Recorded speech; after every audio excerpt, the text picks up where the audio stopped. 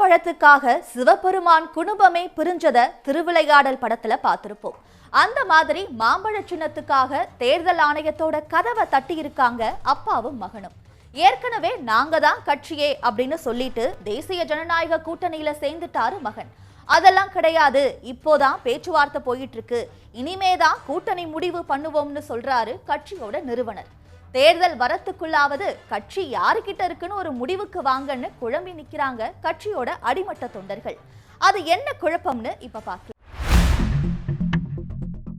2016 சட்டமன்ற தேர்தல்ல மாற்றம் முன்னேற்றம்னு சொல்லி இனிமே திராவிட தேசிய கட்சிகளோட ஒருபோதும் கூட்டணியே கிடையாதுங்கிற முழக்கத்தோட முதல்வர் வேட்பாளரா களம் இறங்கினாரு பாமக தலைவர் அன்புமணி. ஆனா அடுத்த 10 வருஷத்துல பாஜக அதிமுக கூட கூட்டணி, அன்புமணிய ஒன்றிய அமைச்சராக்கி பெரிய தப்பு பண்ணிட்டேன்னு ராமதாஸோட புலம்பல்னு பல மாற்றங்களை கண்டிருக்கு பாமக. தவறு செய்வது அன்புமணி அல்ல. அன்புமணியை 35 வயதில் என்னுடைய சத்தியத்தையும் மீறி 35 வயதில் மத்திய கேபினட் அமைச்சராக்கி நான் தான் தவறு செய்துவிட்டேன். பாட்டாளி மக்கள் கட்சியை ஆரம்பிச்ச காலத்துல வாக்குறுதிகளா கொடுத்துட்டு இருந்த ராமதாஸ் அளித்த முக்கியமான வாக்குறுதி தான் தானும் தன் குடும்பத்தினரும் கட்சியில எந்த பொறுப்புக்கும் வரமாட்டேன்னு சொன்னது. ஆனா அந்த வாக்குறுதியை காத்துல பறக்க விட்டுட்டு அன்புமணிய கட்சியில கொண்டு வந்து அவரை ஒன்றிய அமைச்சர், ராஜ்யசபா எம்பி, இளைஞரணி சங்க தலைவர், கட்சி தலைவர்னு பல பதவிகள்ல அமர்த்தி அழகு பார்த்தாரு ராமதாஸ். இப்படி போயிட்டே இருந்த நிலையில தான் தன்னோட விருப்பத்துக்கு மாறா கடந்த நாடாளுமன்ற தேர்தல்ல பாஜகவோட அன்புமணி கூட்டணி வச்சதா இப்போ குற்றச்சாட்டுகளை அள்ளி வீசுறாரு ராமதாஸ். பிஜேபியோட தான் கூட்டணி போகணும் அப்படின்னு சொல்லி அதிமுகவோட கூட்டணி போகக்கூடாது.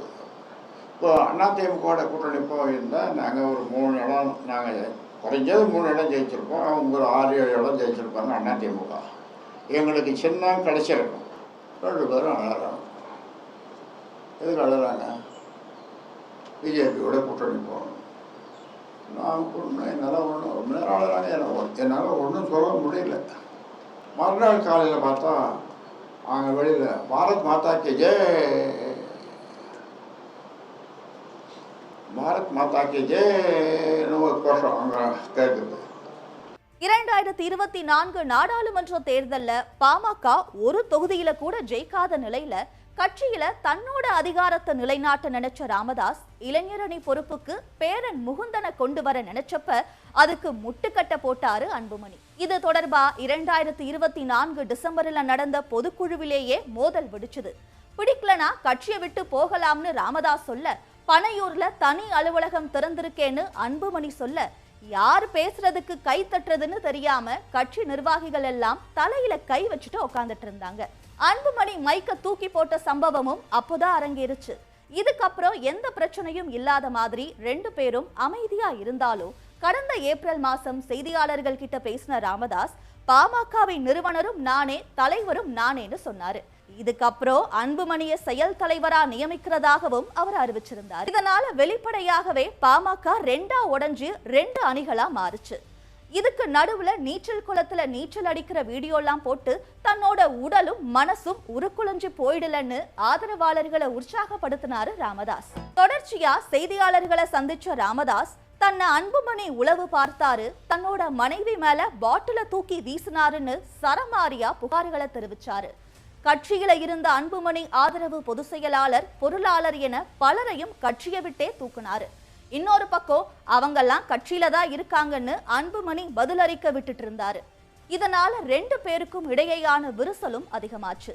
இறுதியில யாரை நீக்கினாலும் அன்புமணியை கட்சியை விட்டு நீக்க போறது இல்லைன்னு ஜூன் மாசம் உறுதியா பேட்டியளித்த ராமதாஸ் அந்த வாக்குறுதியையும் மறந்துட்டு செப்டம்பர் மாசத்துல வளர்ந்த கெடா மார்பிள பாஞ்சிடுச்சுன்னு சொல்லி அன்புமணியை நீக்கிட்டாரு. இந்த நிலையில உடல்நல குறைவால மருத்துவமனையில அனுமதிக்கப்பட்ட ராமதாஸ் மற்ற தலைவர்களை எல்லாம் பார்க்க அனுமதிச்சுட்டு அன்புமணியை மட்டும் பார்க்க மறுத்துட்டாரு.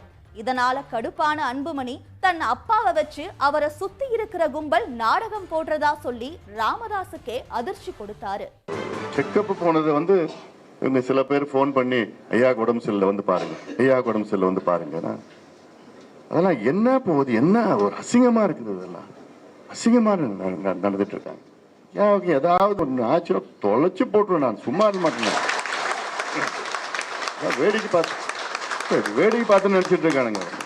மனசுல அப்படியே வெறி கோபத்தில் இருக்கிறேன் நான். ஐயா வச்சு டிராமா பண்ணி நாடகம் ஆடிட்டு இருக்காங்க. இதுக்கெல்லாம் அசராத ராமதாஸ் எந்த முகுந்தனை அன்புமணி வேணான்னு சொன்னாரோ அந்த முகுந்தனோட அம்மாவும் தன்னோட மகளுமான ஸ்ரீகாந்திய கட்சிக்குள்ள கொண்டு வந்து செயல் தலைவரா நியமிச்சாரு. இப்படி ராமதாஸ் அன்புமணி மோதிக்கொள்ள நாங்க ஏன் சும்மா இருக்கணும்னு ராமதாஸ் ஆதரவாளரான எம்எல்ஏ அருளும் அன்புமணி ஆதரவாளரான வழக்கறிஞர் பாலுவும் வார்த்தை மோதல்கள்ல ஈடுபட்டுக்கிட்டாங்க. சமூக வலைத்தளங்கள்லயும் ரெண்டு தரப்பும் மாறி மாறி சண்டை போட்டுக்கிட்டாங்க. இதுவரைக்கும் குடும்பத்துக்குள்ளேயும் கட்சிக்குள்ளேயும் இருந்த குழப்பம் தேர்தல் நெருங்க ரெண்டு பேர்ல யாரு உண்மையான பாமக, யாருக்கிட்ட போய் கூட்டணிய பேசுறதுன்னு மத்த கட்சிகளுக்கும் குழப்பம் ஏற்பட்டுருச்சு. இதனால ரெண்டு தரப்பும் மாறி மாறி தேர்தல் ஆணையத்துக்கு போறது, நீதிமன்றத்துக்கு போறது, பொதுக்குழு செயற்குழு கூட்டுறதுன்னு தாங்க தான் உண்மையான பாமகன்னு காட்டுறதுக்கு பல வேலைகளை செஞ்சுட்டு இருந்தாங்க. திடீர்னு ஒரு நாள் எடப்பாடி பழனிசாமியை சந்திச்ச அன்புமணி தேசிய ஜனநாயக கூட்டணியில இணையறதா அறிவிச்சாரு. மோடி தமிழ்நாட்டுக்கு வந்தப்ப அந்த நிகழ்ச்சியிலையும் அன்புமணி கலந்துகிட்டாரு. மேடையில அன்புமணியை கூப்பிடும் போது பாமக நிறுவன தலைவர் இப்போ பேசுவார்னு சொல்ல இது எப்பத்துல இருந்துன்னு ஆச்சரியப்பட்டாங்க கட்சிக்காரங்க. அடுத்தபடியாக பாட்டாளி மக்கள் கட்சி நிறுவன தலைவர் பாராளுமன்ற உறுப்பினர் மரியாதைக்குரிய அண்ணன் திரு அன்புமணி ராமதாஸ் அவர்களை உரையாற்றுமாறு தேசிய ஜனநாயக கூட்டணியின் சார்பாக அன்போடு வரவேற்கிறேன்.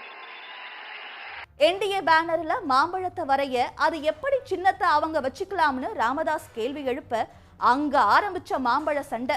இன்னொரு பக்கம் நாங்க தான் உண்மையான பாமக, அதனால தேர்தல்ல போட்டியிடணும்னா இங்க விருப்ப மனுவை கொடுக்கணும்னு தைலாபுரத்துல விருப்ப மனு வாங்கின ராமதாஸ் தரப்பு அவங்களுக்கு நேர்காணலையும் நடத்தினாங்க.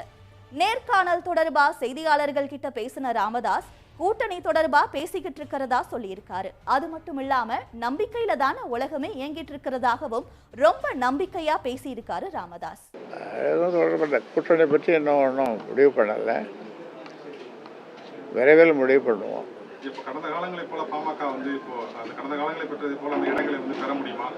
அதுக்கான சூழல் இருக்குன்னு நினைக்கிறீங்களா? நம்பிக்கையினுடைய அடிப்படையில் தான் உலகமே இயங்குது.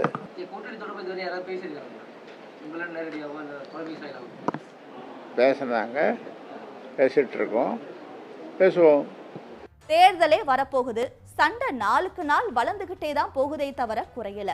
இப்போ அப்பா பக்கம் போறதா இல்ல மகனோட பக்கம் போறதான்னு பாமக தொண்டர்கள் குழம்பி போய் ரெண்டு பக்கமா நின்னுட்டு இருக்காங்க. சின்னமும் பாமக பேரும் யாருக்கு கிடைக்கும், இல்ல அதிமுகவுல பிரிவு வந்தப்ப முடக்கி வச்ச மாதிரி நடக்குமான்னு தெரியாம அவங்க குழம்பி போய் நிக்கிறாங்க. இவங்க குழம்பி இருக்கிறது பத்தாதுன்னு மாம்பழ சின்னத்தை ஒதுக்குனது தொடர்பா அன்புமணி அட்ரஸுக்கு கடிதம் அனுப்பி குழப்பத்தை பெருசா ஆக்கியிருக்கு தேர்தல் ஆணையம். அது எப்படி அன்புமணிக்கு லெட்டர் பேட் அனுப்பலான்னு கொந்தளிச்ச ராமதாஸ் அந்த லெட்டர் பேடை ரத்து செய்ய கோரி உயர்நீதிமன்றத்துல வழக்கு தொடர்ந்திருக்காரு. இதை விசாரிச்ச நீதிமன்றம் 3 வாரத்துல பதிலளிக்கணும்னு தேர்தல் ஆணையத்திற்கு உத்தரவிட்டிருக்காங்க. இப்போ தேர்தல் ஆணையம் என்ன சொல்ல போகுதுன்னு ரெண்டு தரப்பும் காத்துக்கிட்டு இருக்காங்க. அதிமுகனா எப்படி இரட்டை இலையோ அப்படி பாமகனா மாம்பழம் தான் மக்கள் மனசுல பதிஞ்சு போச்சு. 2026 தேர்தல் களத்துல மாம்பழம் தந்தைக்கா மகனுக்கான்னு சீசன் நெருக்கத்துல தான் தெரியும். உடனுக்குடன் செய்திகளை தெரிந்து கொள்ள சன் நியூஸ் பெல் ஐகானை கிளிக் பண்ணுங்க.